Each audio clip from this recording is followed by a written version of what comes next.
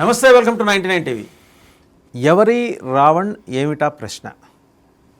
ఆ ప్రశ్న వెనకాల ఉన్న శక్తులేంటి? హఠాత్తుగా అతను అంత అగ్రెసివ్గా మారటానికి అతన్ని ప్రచోదింపజేసిన శక్తులేమిటి? ఇప్పుడు ఇవాళ ఇవి తవ్వుతుంటే చాలా విషయాలు బయటకు వస్తున్నాయి. ఎక్కడెక్కడి సంస్థలు ఈ రిలీజియస్ కన్వర్షన్స్ కోసం యూఎస్ నుంచి దిగుమతి అయినవి, ఇంకా వివిధ దేశాల నుంచి దిగుమతి అయినవి ఎలా పనిచేస్తున్నాయి డిస్క్రీట్గా. మళ్ళీ వీటన్నిటిని తీసుకెళ్తే ఆ ఎఫ్సిఆర్ఏ చట్టం దగ్గరకు వచ్చి ఆగుతాయి. ఎప్పుడైతే దాన్ని చాలా స్ట్రింజెంట్గా అమలు చేయాలని చూస్తున్నామో అప్పుడే ఈ వాయిస్ పెరుగుతోంది. ఎలా పెరుగుతోంది? నోటికి ఎంత వస్తే అంత. వాచాలత్వం అంటారు. నిర్భీతిగా, నిర్లజ్జగా, నిస్సిగ్గుగా ఏది పడితే అది మాట్లాడటం, హిందూ దేవతలను, దేవీ దేవతలను దూషించడం, దానికి ప్రజాస్వామ్యం నాకు హక్కు ఇచ్చిందని చెప్పుకోవటం. ఇది ఒక నెక్సస్, క్యాస్కేడింగ్ ఎఫెక్ట్.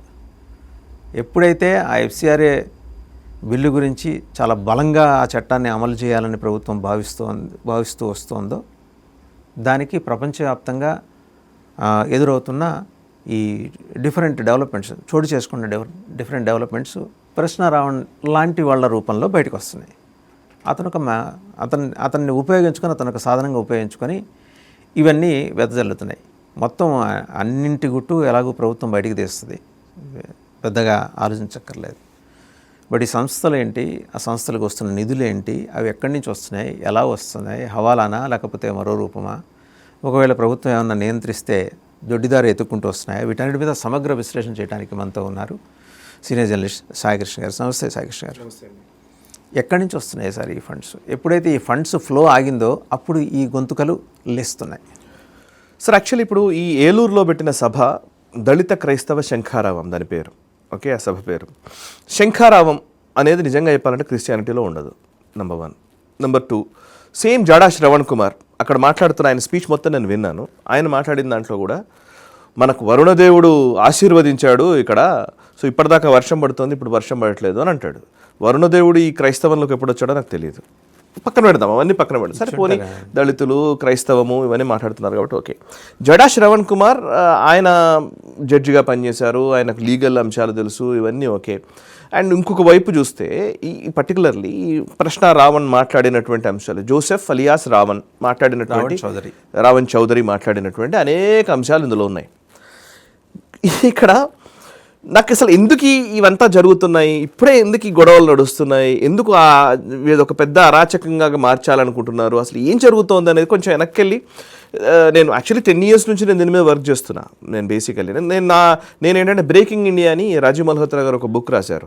మీకు చాలా అద్భుతమైన పుస్తకం అది. అన్ని ఆధార సహితమైనటువంటి ఒక బిబ్లియోగ్రఫీయే ఆయన ఒక 200 పేజీలు ఉంటుంది ఆ పుస్తకంలో. అంటే 600 పేజీల పుస్తకం అయితే అందులో 200 పేజీలు అసలు ఎక్కడెక్కడి నుంచి ఆధారాలు తీసుకున్నారు, సేకరించారన్న విషయాలే ఉంటాయి. సో బ్రేకింగ్ ఇండియా బుక్లో ఆయన అసలు యాక్చువల్లీ క్రిస్టియన్ కన్వర్షన్స్ గురించి ఆయన రాసిన సందర్భంలో కొన్ని మేజర్ ఎట్లా యాక్టివిటీ జరుగుతుంది అనేది రాశారు. అందులో ఏంటంటే అట్రాసిటీ లిటరేచర్ అండ్ ఇన్కల్చరైజేషన్, రెండు చాలా కీలకమైనటువంటి అంశాలు. ఇన్కల్చరైజేషన్ అని అంటేనేమో మీరు నేను ఒకటే, అంతా ఒకటే అని అనిపిస్తూ కన్వర్ట్ చేయడం. అట్రాసిటీ లిటరేచర్ అంటే ఏంటంటే హిందువుల్లో విపరీతమైన ఒక వివక్ష ఉంది, వీళ్ళు చాలా మోసం చేశారు, రాక్షసులని కావాలని వేరే, అంటే రావణాసురుణ్ణి దేవుడైన రావణాసురుడు యాక్చువల్లీ ఆయన మీద దాడి చేసి రాముడు వీళ్ళందరూ ఆర్యులు, వీళ్ళు ఎక్కడి నుంచో వచ్చేసి మా మీద దాడి చేశారు, మా మూలవాసుల్ని కొట్టారు అని చెప్పేసి ఇంకో నెరేటివ్. సో అందులోనే రామాయణం, వీడెవ్వరికీ రాముడి మీద భక్తి ఉండదు, సీతమ్మ వారి మీద భక్తి ఉండదు, కానీ సీతమ్మ వారికి అన్యాయం జరిగిందని వీడు కూర్చొని మాట్లాడతాడు. సో మరి పోనీ సీతమ్మను నమ్ముతున్నావా, పోనీ ఇట్లనే మరి మాట్లాడదావా అంటే అట్లా కుదరదు. సో అదొక అంటే ఏంటంటే అట్రాసిటీ లిటరేచర్ అంటారు. ఈ అట్రాసిటీ లిటరేచర్ కోసమని కొన్ని 100 కోట్ల రూపాయలు కొన్ని సంవత్సరాలుగా ఇక్కడ ప్రొడ్యూస్ చేస్తున్నారు, డబ్బులు పంపిస్తున్నారు, ఇక్కడ అట్రాసిటీ లిటరేచర్ ప్రొడ్యూస్ అవుతూనే ఉంటుంది. దీనికి ఎవరెవరు రాస్తారు ఇవన్నీ అని అంటే కనుక మేజర్గా కొంతమంది, ఇప్పుడు లైక్ ఫర్ ఎగ్జాంపుల్ కంచాయిలే ఇంతకుముందు ఒక బుక్ రాశాడు, సామాజిక స్మగ్లర్లు కోమటోళ్ళు అని, కోమట్ల మీద బుక్ రాస్తాడు. నేను అసలు హిందువునే కాదు నేను అని అంటాడు, నేను షెపర్డ్ అంటాడు. ఓకే, అసలు నేను హిందువుని ఎట్లయితా అంటాడు. ఇట్లా కంచాయిలే మాత్రమే కాదు, ఇట్లాంటి వాళ్ళు చాలామంది ఉన్నారు. విషవృక్షం వచ్చినా, ఇంకోటి వచ్చినా హిందూ ధర్మంలోని భారతీయ వాంగ్మయాన్ని విమర్శిస్తూ దూషిస్తూ రాసేటువంటి ఒక సాహిత్యం ఒకవైపు వస్తుంది. Atrocity literature. ఇన్కల్చరైజేషన్ అంటే ఏంటి అని అంటే యేసు సుప్రభాతము, యేసు అష్టోత్తరాలు, చర్చిలో ధ్వజస్తంభము, ఇవన్నీ ఇన్కల్చరైజేషన్. సో ఇప్పుడు మీరు పల్లెటూరులోకి వెళ్ళి చూడండి, ఎవరైనా మతం మారిన వాళ్ళ దగ్గరికి వెళ్ళి అడగండి, దళితులే ముఖ్యంగా దళిత సామాజిక వర్గం నుంచో ఇంకోరో పల్లెటూరు పేదవాళ్ళ దగ్గరికి వెళ్ళి అడగండి, ఎక్కడికి వెళ్తున్నావు అమ్మా అని అడిగారు సండే రోజు, గుడికి వెళ్తున్నా అంటారు. గుడికి అంటారు వాళ్ళు, నిజంగా చెప్పాలంటే వాళ్ళు చర్చికి అనరు. ఎందుకంటే వాళ్ళ బ్రెయిన్లో గుడే ఉంటుంది. సైకలాజికల్లీ నేను గుడికి వెళ్ళాలి, నేను శనివారం నాడు వెంకటేశ్వర స్వామి దగ్గరికి వెళ్తాను, ఆదివారం నాడు యేసుక్రీస్తు గుడికి వెళ్తానన్న ఫీలింగే ఉంటుంది బ్రెయిన్లో. అంటే ఆ దాన్ని వాళ్ళు ఒక రకంగా చెప్పాలి సైకలాజికల్లీ ఆ ఆలోచనల్లోనే ఉంచుతూ మతం మార్చడం. ఫస్ట్ ఫేజ్లో మతం మార్చి ఏం చేస్తాం మనము, ఫస్ట్ ఫేజ్లో ఏమైతే గుడికే వెళ్దాం మనము అంటారు. గుడికి వస్తావు, గుడికి వచ్చిన తర్వాత అదే చర్చికి వస్తావు, చర్చికి వచ్చిన తర్వాత కొన్ని రోజులకి ఏం చేస్తావనంటే నువ్వు ఆ మంగళసూత్రం వేసుకున్నావు కదా, ఆ మంగళసూత్రం వల్ల సమస్య అంటాడు. ఓకే, అందుకే నీకు అనుకున్నది కావట్లేదు అని అంటాడు. ఇంకో కొన్ని రోజుల తర్వాత ఏమైందంటే నీకు చేతికి ఇది కట్టుకున్నావు కదా అందుకోసం అవ్వట్లేదు అంటాడు. నువ్వు తిరుపతి వెళ్ళడం బంద్ చేయి, నువ్వు అసలు ఆ విజయవాడ కనకదుర్గమ్మని చూడడం ఆపేసే అని అంటాడు. అట్లా మెల్లమెల్లగా కట్ అవుతూ ఉంటుంది అనమాట. ఈ హిందూ ధర్మం నుంచి కట్ చేస్తూ వస్తారు, కట్ చేస్తూ వచ్చి పూర్తిగా క్రిస్టియన్గా మార్చడం. ఇందులో ఏమవుతుంది, క్రిస్టియన్గా మారడంలో సమస్య నేను అనట్లేదు. హిందూ ధర్మం నుంచి నిజంగానే స్వచ్ఛందంగా నాకు మారాలనుకుంటే వెళ్ళిపోవడంలో సమస్య లేదు. చాలామంది అట్లా మారిన వాళ్ళు ఉన్నారు, దాంట్లో ఏం డౌట్ లేదు. క్రిస్టియన్ నుంచి హిందూ ధర్మంలోకి వచ్చిన వాళ్ళు కూడా ఉన్నారు. ఇప్పుడు డేవిడ్ ఫ్రాలే అని ఒక అతను ఉంటాడు, చాలా అద్భుతమైన ఇంటలెక్చువల్. ఆయన వామదేవ శాస్త్రి అని పేరు మార్చుకున్నాడు, వచ్చాడు మొత్తం పూర్తిగా హిందుత్వం గురించి మాట్లాడతాడు. కొన్రాడ్ ఎల్స్ట్ యూరోప్లో ఉన్న వ్యక్తి, ఆయన మారాడు. భక్తి వేదాంత స్వామి, ఇస్కాన్లో చాలామంది మారిన వాళ్ళు ఉన్నారు, no doubt about it. If you feel like నేను క్రిస్టియన్గా మారాలని నువ్వు అనుకుని మారితే తప్పులేదు. కానీ నిన్ను ప్రలోభాలకు గురి చేసో, నిన్ను ఎవరో ఒకళ్ళు నిన్ను ఇన్ఫ్లుయెన్స్ చేసో, డబ్బులు ఇచ్చో, లేకపోతే ఇంకోటి చేసో నిన్ను పక్కదారి పట్టించే ప్రయత్నం చేస్తే అది తప్పు అనేది వీళ్ళు చెప్తున్నది. సో ఇప్పుడు ఇదంతా ఎందుకు చెప్పారంటే స్టోరీ, ఈ యాక్టివిటీ అట్రాసిటీ లిటరేచర్ ద్వారా, ఇన్కల్చరైజేషన్ ద్వారా జరుగుతున్నటువంటి కన్వర్జన్ మాఫియా ఏం చేస్తుందంటే, వీళ్ళు పై స్థాయిలో ఉన్నవాళ్ళు, నేను కింద స్థాయిలో వాళ్ళు మాట్లాడట్లేదు. ఇప్పుడు మాట్లాడుతున్న ప్రశ్న రావణో, జడ శ్రావణ్ కుమారో, ఈ లోకల్ పాస్టర్లో వీళ్ళందరూ చాలా చిన్న చేపలు. నిజంగా మాట్లాడితే వీళ్ళు చాలా చిన్నవాళ్ళు. వీళ్ళకి కూడా నిజంగా ఏం జరుగుతుందో తెలియదు. వీళ్ళ పేరుతో ఏం డబ్బులు వస్తున్నాయో కూడా వీళ్ళకి తెలుసో లేదో నాకు డౌటే. సో మామూలుగా పాస్టర్లకి ఎన్ని డబ్బులు వస్తున్నాయో కూడా డౌటే. కానీ అసలు తిమింగళాల గురించి ఇప్పుడు మనం ప్రస్తావించబోతున్నాం. నేను I'm going to discuss about them. Okay, దీని గురించి చెప్పాలంటే ఫస్ట్ అసలు ఈ మధ్యకాలంలో ఒకటి ఏంటంటే, వీళ్ళు ఏం ఆడుతున్నారు, క్రిస్టియానిటీ లేకుండా పోతోంది, అసలు చూసారా మీరు మమ్మల్ని ఇట్లా చేస్తున్నారని మాట్లాడుతున్నారు కదా. 2 కీలకమైన నిర్ణయాలు భారత ప్రభుత్వం తీసుకుంది. ఒకటి FCRA నిబంధనలు, 2 దళిత క్రైస్తవులకు రిజర్వేషన్లు. దళితులు క్రైస్తవులుగా మారితే రిజర్వేషన్లు ఉండకూడదు అని సుప్రీంకోర్టు దగ్గర నుంచి చాలా హైకోర్టులో జడ్జిమెంట్స్ వచ్చాయి. దాని మీద ఇప్పుడు గొడవ నడుస్తుంది. రెండోది FCRA నిబంధనలు. మనం మొన్న మాట్లాడడం, FCRAలో కొత్త నిబంధనలు తీసుకొచ్చారు. అవి ఏంటి అంటే, క్రిస్టియన్ మతం కోసం నువ్వు డబ్బులు తెచ్చుకున్నావు అనుకోండి, విదేశాల నుంచి కోట్ల రూపాయలు డబ్బులు వస్తున్నాయి. ఆ డబ్బులు తెస్తే ఆ డబ్బులు ఎక్కడ ఖర్చు చేస్తున్నావో స్పెసిఫిక్గా నువ్వు మెన్షన్ చేయాలి. అంతేగాని మతం మార్చడం కోసం నువ్వు డబ్బులు తీసుకురావడానికి వీల్లేదు, డబ్బులు ఖర్చు పెట్టడానికి వీల్లేదు. ఇది FCRA కొత్త నిబంధన చెప్తోంది. నువ్వు మతం మార్చడం కోసం ఎందుకు డబ్బులు పెడుతున్నావు, స్వచ్ఛందంగా వస్తున్నాడు అంటున్నావు కదా, నువ్వు దళితులు వివక్ష ఎదుర్కొంటున్నారు కాబట్టి వస్తున్నారు అంటున్నావు కదా, కరెక్టే. మరి వాళ్ళు స్వచ్ఛందంగా వస్తున్నారు, నువ్వెందుకు మత మార్పిడి కోసం డబ్బులు పెడుతున్నావు కదా. నువ్వు ఆర్గ్యూ చేసేదేమో వివక్ష ఉంది కాబట్టి వస్తున్నారు అంటున్నావు. వివక్ష ఉంది కాబట్టి నువ్వు ఇక్కడికి వస్తున్నారు అని అన్నప్పుడు, వాడు స్వచ్ఛందంగా వస్తున్నప్పుడు లెట్ ఇట్ బి, స్వచ్ఛందంగానే ఉండ. నువ్వు ఎందుకు డబ్బులు ఎందుకు ఖర్చు పెడుతున్నావు వాళ్ళకి, ఇక్కడ FCRA నిబంధనలు ఆపుతున్నాయి. ఒకటి.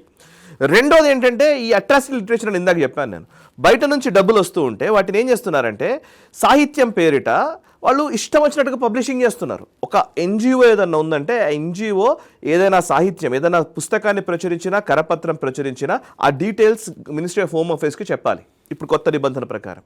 అంటే నువ్వు ఇష్టం వచ్చినట్టుగా చేస్తానంటే కుదరదు. అండ్ మీడియాకి డబ్బులు ఇచ్చి నీ నెరేటివ్స్ని నడిపించడం అనేది కుదరదు ఇప్పుడు FCRA కొత్త నిబంధన ప్రకారం. దీంతో సగం ఇండస్ట్రీ కట్ అయింది.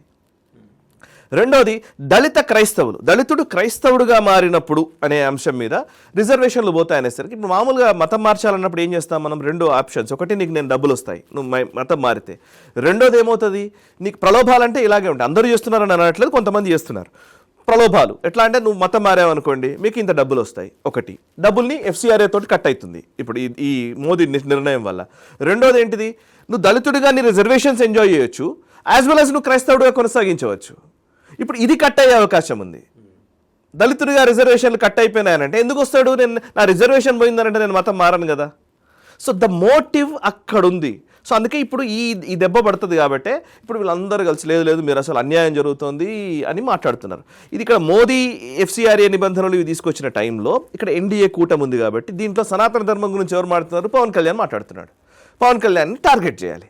అండ్ ఇక్కడ చంద్రబాబు లేకపోతే వీళ్ళు ఉన్నారు చూసారు, వీళ్ళు అసలు NDA కూటమి నుంచి బయటకు రావాలి. ఇది ఒక పెద్ద నెక్సెస్. సరే, రెండోది అంశంకి వస్తా. ఇందులో ఎవరు పెద్ద తిమింగళాలు, అసలు ఏం జరుగుతుంది అన్నట్టు నిజంగానే మరి FCRA నిబంధనల ప్రకారం క్రిస్టియన్ NGOలకు అసలు రిజిస్ట్రేషన్ ఇవ్వట్లేదా? క్రిస్టియన్ NGOలు పనిచేయకూడదని అంటున్నారా అంటే డేటా చెప్తాను నేను. 2023 డేటా ఇది. ది హిందూలో వచ్చిన స్టోరీ గురించి నేను చెప్తున్నాను. ది హిందూలో వచ్చిన స్టోరీ కావాలంటే మీరు అక్కడ ఇమేజ్ కూడా పెట్టచ్చు, నేను పంపిస్తాను, ఆ స్క్రీన్ షాట్ కూడా పెట్టండి. MHA అంటే ministry of home affairs data show nearly half of fresh FCRA registrations under the religious category are for Christian NGOs.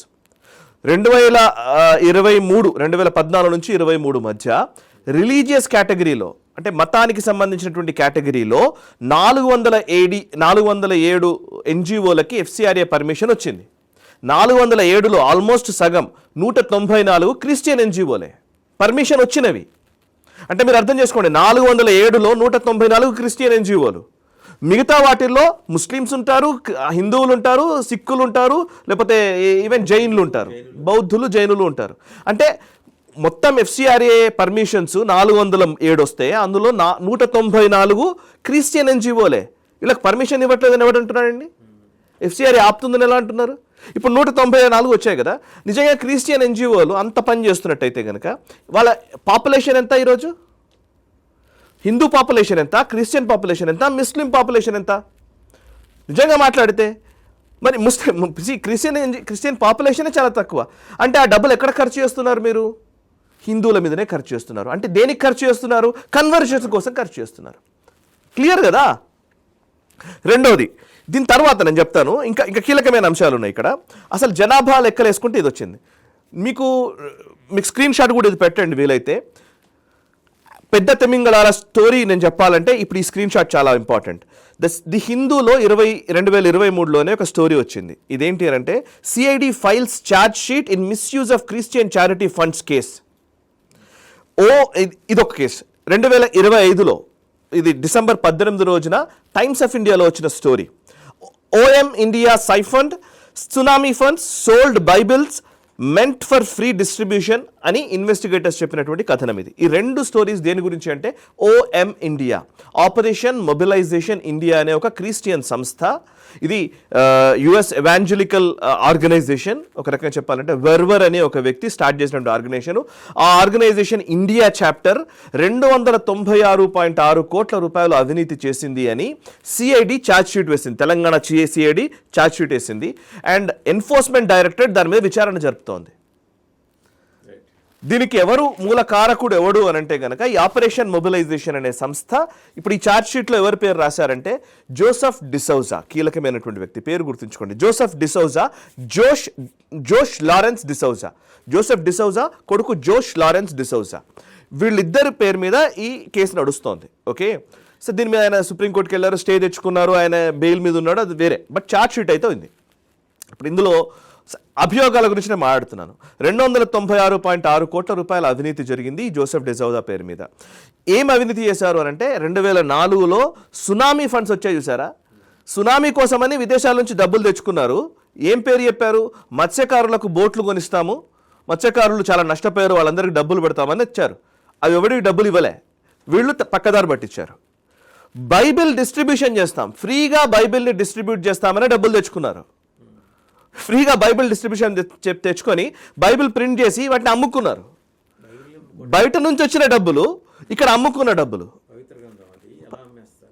కదా. బైబిల్ పేరిట అంటే ఎవరికి అమ్ముతున్నారు? పాపం పేదోళ్ళకే కదా. పేదోళ్ళకి బైబిల్ డిస్ట్రిబ్యూషన్ చేస్తానని చెప్పేసి డబ్బులు తెచ్చుకొని ఇక్కడ అమ్ముతున్నాడు. అంటే అర్థం ఏంటి? ఈ అమ్మిన డబ్బులు, ఆ బయట నుంచి వచ్చిన డబ్బులు, ఇవన్నింటినీ పక్కదారి పట్టించడం. ఇలా చాలా విషయాల్లో అవకతవకలు జరిగాయి. 296 కోట్లు ఓన్లీ OM ఇండియాకి సంబంధించిన అవకతవకలు జరిగాయి అనేది ప్రాథమిక నిర్ధారణ. ఈ తెలంగాణ CIDలు and at same time enforcement directorate కొన్ని ఆస్తుల్ని సీజ్ కూడా చేశారు, వాళ్ళు అటాచ్ చేశారు ఈడీకి. వాళ్ళు ఏం చేశారంటే గోవాలో ఎక్కడో ల్యాండ్లు కొనుక్కున్నారట ఈ పర్టికులర్ తండ్రి కొడుకులు. సరే ఎవడో ఒక పాస్టర్ చేసిన దానికి ఒకడెవడో చేసిన దానికి మనం ఇంత మొత్తం సమాజాన్ని అంటామా, మిషనరీలు అందరినీ మాఫియా అంటామా అని అంటే కనుక ఇతను ఎవడో ఒకడు అనామకమైన వ్యక్తి అయితే నేను కూడా మాట్లాడేవాడిని కాదు. ఈ జోసెఫ్ డిసౌజా ఎవరు అని అంటే అసలు ఈరోజు మనం మాట్లాడుతున్న దళిత క్రైస్తవులు అనే మాటను చూసారా, దీని మీద అసలు మేజర్గా ఇంటర్నేషనల్ ఫోరమ్స్లో ఈ వాయిస్ని తీసుకెళ్లడం కోసం పనిచేసినటువంటి వ్యక్తి. ఇతని స్టోరీ మీకు అసలు చాలా ఆశ్చర్యంగా ఉంటుంది. 1998లో ఇతను ఆల్ ఇండియా క్రిస్టియన్ కౌన్సిల్ అని ఒకటి స్టార్ట్ చేశాడు. 2002 సంవత్సరంలో దళిత్ ఫ్రీడమ్ నెట్వర్క్ అనే ఒక సంస్థని స్టార్ట్ చేశాడు. దళిత్ ఫ్రీడమ్ నెట్వర్క్ ఈ మధ్య కాలంలో దాని మీద విమర్శలు వచ్చిన తర్వాత డిగ్నిటీ ఫ్రీడమ్ నెట్వర్క్ అని పేరు మార్చాడు. సో దళిత్ ఫ్రీడమ్ నెట్వర్క్ ఏంటి? ఆల్ ఇండియా క్రిస్టియన్ కౌన్సిల్ స్థాపించిన వాడు దళిత్ ఫ్రీడమ్ నెట్వర్క్ అని ఎందుకంటున్నాడు అని అంటే ఈ దళిత్ ఫ్రీడమ్ నెట్వర్క్ పేరిట ఇక్కడ అట్రాసిటీస్కి గురవుతున్నటువంటి వాళ్ళు ఈ దళితులను ఉద్ధరించాలి మనము అని చెప్పి ఆయన భావిస్తున్నటువంటి వాళ్ళు బయట నుంచి డబ్బులు తెచ్చి ఆ డబ్బుల్ని పెట్టుకొని ఇక్కడ కన్వర్షన్ చేయడం కోసం మేము పనిచేస్తామని చెప్పి పోయినవాడు. సో ఆపరేషన్ మొబిలైజేషన్ అనే సంస్థ ఇదేంటి అని అంటే ఆయన పేరు వెర్వర్ అని ఒక వ్యక్తి ఉన్నాడు, జార్జ్ వెర్వర్ అని అమెరికన్ ఎవాంజలికల్ ఆర్గనైజేషన్ నడుపుతాడు. ఆ వెర్వర్ సంస్థలో ఈయన ఇండియా చాప్టర్ హెడ్గా పనిచేశాడు, సిఇఓగా. సో అంటే ఏంటి, 3 సంస్థలు ఇప్పుడు మనం పేర్లు వచ్చాయి. ఒకటి ఆల్ ఇండియా క్రిస్టియన్ కౌన్సిల్, ఇంకోవైపు దళిత్ ఫ్రీడమ్ నెట్వర్క్, తర్వాత కాలంలో డిగ్నిటీ ఫ్రీడమ్ నెట్వర్క్ అయింది, ఇంకోవైపు OM India, Operation Mobilisation India అనే ఇంకొక సంస్థ. ఈ 3 సంస్థలకు సంబంధించినటువంటి బయట నుంచి వస్తే డబ్బుల్ని ఇక్కడ దళితులకి ఖర్చు చేస్తున్నాము, పేదవాళ్ళకి ఖర్చు చేస్తున్నాం అనే పేరిట, అండ్ ఇక్కడ అట్రాసిటీస్ జరుగుతున్నాయన్న పేరిట బయట నుంచి డబ్బులు తీసుకొచ్చి వీటిని పక్కదారి పట్టించడం. సో అంటే ఇప్పుడు ఇది దళితులకు తెలవాలి ఈ విషయం. నిజంగా మాట్లాడితే మీ పేరు మీద డబ్బులు ఎక్కడి నుంచో తెచ్చుకుంటున్నారు, అవి ఎవరికి ఖర్చు చేస్తున్నారు అనేది మీరు చూసుకోండి. మనం మాట్లాడాల్సింది కూడా ఏం లేదు ఇందులో నిజంగా మాట్లాడితే. సరే, ఇక్కడ ఈ ఒక్క పేరు మాత్రమే లేదు, ఇంకో పేరు గురించి చెప్తాను. జాన్ దయాళ్ అని ఒక వ్యక్తి ఉంటాడు, ఆల్ ఇండియా క్రిస్టియన్ కౌన్సిల్కి సంబంధించినటువంటి వ్యక్తి. నేను ఇద్దరు పేర్లు ఎందుకు స్పష్టంగా చెప్తాను, ఇట్లాంటి వాళ్ళు చాలా మంది ఉన్నారు, పెద్ద పెద్ద తిమింగళాలు ఉన్నాయి ఇందులో. జాన్ దయాళ్ అనే వ్యక్తి ఉన్నాడు, ఆల్ ఇండియా క్రిస్టియన్ కౌన్సిల్కి మెంబర్గా పనిచేశాడు, ఆయన వైస్ ప్రెసిడెంట్గా కూడా పనిచేశాడు, జనరల్ సెక్రటరీగా పనిచేశాడు. సో అతనే ఏంటంటే ఆల్ ఇండియా క్యాథలిక్ యూనియన్కి వైస్ ప్రెసిడెంట్, తర్వాత కాలంలో ప్రెసిడెంట్ అయ్యాడు. ఈ జాన్ దయాళ్ అనే వ్యక్తి ఏంటంటే ఎడిటర్స్ గిల్డ్ ఉంది కదా, ఒక సంస్థ స్టార్ట్ చేశాడు, ఒకటే జాతీయ పత్రిక స్టార్ట్ చేశాడు. జర్నలిస్ట్గా చలామణి అవుతూ అతను ఎడిటర్స్ గిల్డ్కి కూడా ట్రెజరర్గా పనిచేశాడు కొంతకాలం. ఓకే, సో జాన్ దయాళ్ ఇప్పుడు ఎందుకు ఈ క్వశ్చన్ వచ్చిందంటే, ఇప్పుడు వీళ్ళు నిజంగానే క్రిస్టియానిటీని ప్రమోట్ చేయడానికి ఉన్నారా అని అంటే, దేశ వ్యతిరేకతకి ఎందుకు పోతోంది అని అంటే ఒక చిన్న లాజిక్ ఉంది ఇక్కడ. ఈ పర్టికులర్ జాన్ దయాళ్ అనే వ్యక్తి 1998లో మనం పోఖ్రాన్ అణుపరీక్షలు చేశాం కదా సార్. పోఖ్రాన్ అణుపరీక్షలు చేసినప్పుడు మన మీద శాంక్షన్స్ వేసింది అమెరికా శాంక్షన్స్ వేసినప్పుడు, ఆంక్షలు విధించినప్పుడు ఆంక్షలకు మద్దతుగా నిలిచినటువంటి వ్యక్తినే. అండ్ భారతదేశానికి అణ్వస్త్రాలు ఉండడానికి వీల్లేదు, అవసరం లేదు అని చెబుతూ అప్పుడు ఒక లెటర్ రాశారు. ఆ లెటర్లో సంతకం చేసినటువంటి వ్యక్తి జాన్ దయాళ్. ఇదెవరో నేను చెప్పేది కాదు, అతని వికీపీడియా పేజ్ చూస్తే తెలుస్తుంది మనకు, పెద్దగా దానికి రీసెర్చ్ కూడా అక్కర్లే. జాన్ దయాళ్ వికీపీడియా పేజ్కి పోతే ఈ పర్టికులర్ వ్యక్తి పోఖ్రాన్ అణుపరీక్షలను వ్యతిరేకించిన వాడు అనే విషయం అతనే రాసుకున్నాడు. రెండోది అక్కడికి కాలే, ఇప్పుడు రీసెంట్గా మనం మొన్న కూడా డిస్కస్ చేసాం, భారత్ పాకిస్తాన్ మధ్య స్నేహ సంబంధాలు నెలకొనాలి, ఇప్పుడు వీళ్ళిద్దరి మధ్య శాంతి ఒప్పందం చేసుకోవాలి అని 2 దేశాల ప్రధానులకి ఒక లేఖ రాశారు కదా, మొన్ననే మనం మాట్లాడాం కదా, 118 మంది రాశారు కదా. సో భారతదేశానికి సంబంధించిన ప్రముఖులు, పాకిస్తాన్ సంబంధించిన ప్రముఖులు, ఈ భారత ప్రముఖుల్లో సిగ్నేచర్ చేసినటువంటి ఆ పర్టికులర్ లెటర్ మీద సిగ్నేచర్ చేసినటువంటి ఒక వ్యక్తి జాన్ దయాళ్. అంటే మీరు నెక్స్ట్ అర్థం చేసుకోవచ్చు. అంటే వీళ్ళ ఉద్దేశం అంతా ఏంటి, అయితే అమెరికాకు సపోర్ట్ చేస్తాం, లేదంటే పాకిస్తాన్కి సపోర్ట్ చేస్తాం, భారత వ్యతిరేకతను మాత్రం నింపుతాం. అది మూడోది చాలా ఇంపార్టెంట్, భారత వ్యతిరేకత in the name of Christianity. వీళ్ళు క్రైస్తవ హక్కుల గురించి మాట్లాడుతున్నట్ట, నిజంగా క్రైస్తవులను మోసం చేస్తున్నట్ట, నిజమైన క్రైస్తవుల్ని మోసం చేస్తున్నట్టు ఇప్పుడు ఇది ఈ దేశంలో ఉన్న క్రైస్తవుల మీద ఒక అనవసరమైన అది క్రియేట్ అవుతున్నట్టు. అండ్ ఇంకొకటి, ఇప్పుడు ఈ ఒక్కటే కాదు, ఇట్లాంటి వ్యక్తులు ఇంకా చాలామంది ఉన్నారని ఎందుకన్నానంటే, ఇప్పుడు ఫర్ ఎగ్జాంపుల్ మీరు అరుంధతి రాయ్ ఉంటుందండి. Arundhati Roy Kashmir is never an integral part of India అని చెప్పేసి మాట్లాడుతుంటుంది. ఆమె కశ్మీర్ గురించి మాట్లాడుతుంది, మావోయిస్టుల గురించి మాట్లాడుతుంది, మావోయిస్ట్ సానుభూతి పరాలుగా మాట్లాడుతుంది, టెర్రరిస్టులకు సపోర్ట్ చేస్తుంది. సో కాల్డ్ అరుంధతి రాయ్ ఉంది కదా. సో దట్ అరుంధతి రాయ్ అసలు పేరేంటి అని అంటే సుజానా అరుంధతి రాయ్. ఆమె కేరళ సిరియన్ క్యాథలిక్ డినామినేషన్కి చెందినటువంటి వ్యక్తి. వాళ్ళ మదర్ మేరీ రాయ్ క్రిస్టియన్ కుటుంబము. సో వీళ్లకు ఏంటి నెక్సెస్, ఈమె ఎవరు, ప్రణయ్ రాయ్కి cousin. Pranay Roy father and ఈ అరుంధతి రాయ్ ఫాదరు ఇద్దరు అన్నదమ్ములు. సో ప్రణయ్ రాయ్ కమ్యూనిస్ట్ ఎజెండాని తీసుకెళ్తాడు ఎన్డీటీవీ పేరిట ఒకటి. ఆ ప్రణయ్ రాయ్ వైఫ్ రాధికా రాయ్ ప్రకాష్ కారత్ వైఫ్ ఎవరు బృందా కారత్ అండ్ రాధికా రాయ్ ఇద్దరు అక్కా చెల్లెళ్ళు. ఓవైపు సిపిఎం చైనా ఇంట్రెస్ట్లు, ఇటువైపు అమెరికన్ ఎవాంజలికల్ ఇంట్రెస్ట్లు, ఇంకోవైపు కమ్యూనిజము, ఇవన్నింటిని పేరు చెప్పి మీడియా. సో ఏంటిది ఇదంతా ఏం nexus? So this has to be discussed. అసలు ఇదంతా ఏంటంటే ఇవన్నీ మన బయటకే కనపడేది ఏందేమో చాలా పాపం మామూలు హక్కుల కోసం పోరాడే వ్యక్తి, ఒక జర్నలిస్టు, ఒక ఇది అని మాట్లాడుతూ ఉంటారు. No, there are so many vested ఇంట్రెస్ట్తో కూడినటువంటి అంశాలు దీంట్లో ఉన్నాయి. వీటన్నిటిపై సమగ్ర విచారణ జరగాలి. సో ప్రశ్న రావడంతో మొదలెడితే అక్కడ దాకా వెళ్ళాం మనం. ఎగ్జాక్ట్లీ. ఇక్కడ నేను అందుకే పాపం వీళ్ళని ఏం అనాల్సిన అవసరం లేదు. వీళ్ళందరూ ఏంటి పాపం వాళ్ళకు కూడా తెలియదు ఎక్కడి నుంచి మీ పేరు చెప్పుకొని డబ్బులు సంపాదిస్తున్నారో. అంటే ఏంటంటే ఇక్కడ ఇండియాకి వ్యతిరేకంగా మాట్లాడడము, కమ్యూనిస్ట్ థియరీల్ని ఫ్లోట్ చేయడము, వీటి కోసమని కొంతమంది ఇట్లా ఉంటారండి. వీళ్ళని బేస్ చేసుకొని వీళ్ళను వాడుకొని బయట నుంచి నిధులు తెచ్చుకుంటారు. ఈ నిధులు తెచ్చుకునేవి కోట్ల రూపాయల బిలియన్స్ ఆఫ్ డాలర్స్ అమెరికా నుంచి వేరే దేశాల నుంచి బయట డబ్బులు వస్తూ ఉంటాయి. బిలియన్స్ ఆఫ్ డాలర్స్కి లెక్కలు అడుగుతోంది వాళ్ళ భారత ప్రభుత్వం FCRA ద్వారా. వాళ్ళకి మండుతోంది. ఇక్కడ సమస్య మొదలైంది. ఇక్కడ ఎవరైనా సరే మతం మారాలనుకుంటే హ్యాపీ, దాంట్లో ఏం ప్రాబ్లం లేదు. మీరు మతం మారాలనుకుంటే మారొచ్చండి. కానీ మీ పేరు చెప్పి, అంటే ఇది మార్కెటింగ్ జరుగుతుంది, ఇది మనకు అర్థం కావాల్సినది. మార్కెటింగ్ జరుగుతుంది. నేనున్నాననుకో, నన్ను మతం మార్చావనుకో, ఇగో పలానా వాడు ఎక్కడి నుంచి డబ్బులు తెచ్చుకుంటున్నాడో నిన్ను మతం మార్చిన పేరిట, నిన్ను రిజిస్టర్లో పేరు నమోదు చేస్తున్నాడు, కానీ నీకోసం ఎక్కడి నుంచో డబ్బులు తెచ్చుకుంటున్నాడు. ఇప్పుడు బయట దేశాల నుంచి ఎట్లాంటి డబ్బులు ఎట్లా తీసుకుంటారంటే పాపం వాళ్ళకి తెలియదు. ఇప్పుడు క్రిస్టియన్ వాళ్ళ దాంట్లో ఉంటుంది, దాన్ని ఏమంటారంటే పాస్టర్స్కి వీళ్ళకి 10% ఏదో ఇవ్వాలనేదో రూల్ ఉంటుంది, దశమ భాగం ఇవ్వాలని ఉంటుంది. అది కాక పేద దేశాల్లో ఉన్నటువంటి క్రిస్టియన్స్ ఎవరైనా బాధపడుతుంటే వాళ్ళకి మనం ఆపన్న హస్తం అందించాలనేది ఒకటి ఉంటుంది. ఒరిజినల్ క్రిస్టియన్స్ వెస్ట్రన్ కంట్రీస్లో ఉన్న వాళ్ళు మన థర్డ్ వరల్డ్ కంట్రీస్, ముఖ్యంగా మన దేశాల్లో ఉన్నటువంటి వాళ్ళకి, క్రిస్టియన్గా మారిన వాళ్ళకి, పేదవాళ్ళు ఉంటే వాళ్ళకి ఇవ్వాలి అనుకుంటారు. మీకు తెలుసా ఒక ఇన్సిడెంట్ ఒక అతను చెప్పాడు నాకు, పాస్టర్ చెప్పింది. ఇది నాకు చాలా బాధేసింది. నేను ఇక పేరు అక్కర్లేదు ఇప్పుడు. కానీ ఏంటంటే ఇక్కడ ఒక NGO నడుపుతాడు, అనాథ పిల్లల పేరిట ఒక NGO నడుపుతాడు. సో వీళ్ళు ఏం చేసి వాళ్ళ దాంట్లో ఏంటంటే అడాప్షన్ ఉంటుంది. నేను ఒక 3 పిల్లల్ని చదివించడం కోసం నేను అడాప్ట్ చేసుకున్నాను అని చెప్తారు. ఈ అడాప్షన్ పేరిట వాడికి ఏం చేస్తాడంటే ప్రతి సంవత్సరం ఇగో వాడి బర్త్డే అయింది అని ఫోటో తీస్తాడు. ఇగో బర్త్డే అయింది, ఈ బర్త్డేకి ఇంత ఖర్చు అయింది అని పాపం అక్కడ నుంచి డాలర్లో పంపిస్తారు పైసలు. ఓకే, ఇక్కడ వాడు నిజంగా ఈ పర్టికులర్ నిజంగా ఎవడి పేరు చెప్పుకొని డబ్బులు తెచ్చుకుంటున్నాడో వాడికి చేరవు ఆ పైసలు. కానీ ఒక్కడే ఒక 4 అడాప్ట్ చేసుకున్నట్టుగా చూపిస్తాడు. అవును, ఒక్కడిని 4 సంస్థలు కమ్యూనికేట్ చేస్తాడు, 4 సంస్థల నుంచి డబ్బులు తెచ్చుకుంటాడు. ఇది ఈవెన్ హిందూ ధర్మంలో కూడా ఇప్పుడు బాబాలు కొంతమంది ఉంటారు చూసారు. వాడు ఏం చెప్తాడు, నువ్వు చెప్పింది నమ్మలేదు అనుకో, పని జరగలేదు. ఇప్పుడు ఫర్ ఎగ్జాంపుల్ ఆరోగ్య సమస్యతో వాడు వచ్చినప్పుడు ఇగో పలానా తీసుకో నీకు పని జరుగుతుందని అంటాడు.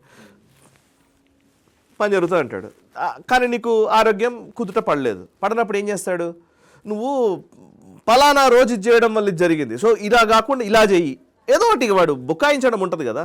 సో దట్ సైకిల్ ఇప్పుడు. సో ఆ బుకాయిస్తూ వాళ్ళ క్రిస్టియన్ పేరిట వస్తున్నటువంటి నిధుల గురించి ప్రశ్నిస్తూ ఉంటే ఓవరాల్ క్రైస్తవ సమాజమే సమస్యలో ఉంది అని మాట్లాడుతున్నారు చూసారా. ఇది అసలు కుట్ర అంటున్నాను నేను. క్రైస్తవ సమాజానికి వ్యతిరేకంగా ఎవ్వరూ మాట్లాడట్లేదు. క్రైస్తవం పేరిట డబ్బులు దండుకునే ఒక బ్యాచ్ ఉంది, వాళ్ళ విషయంలో జాగ్రత్త. రైట్, థ్యాంక్ యూ సాయికృష్ణ గారు. సో ఇదండి ప్రశ్న రావడం దగ్గర మొదలెడితే ఇంకా బోల్డెన్ ప్రశ్నలు తెర మీదకి వచ్చాయి. ఆ ప్రశ్నలన్నిటికీ సాయికృష్ణ జవాబులు చెప్పారు.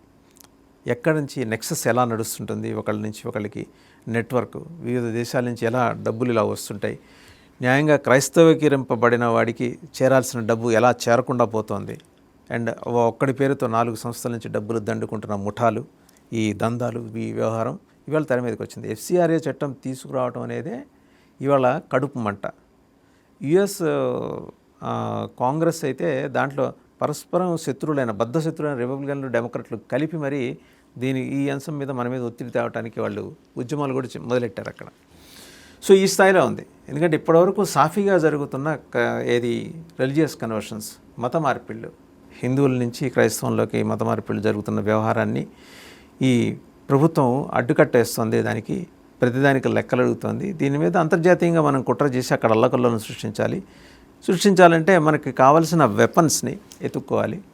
అలాంటి వెపన్స్లో ఒక వెపన్ ప్రశ్న రావండి. అతను వాళ్ళ చేతిలో ఆయుధం మాత్రమే. బట్ వ్యవస్థ వేరే ఉంది. ఆ వ్యవస్థ మీద ఫోకస్ పెడితే మొత్తం తీగలాగితే డొంకంతా బయటపడుతూ వస్తుంది.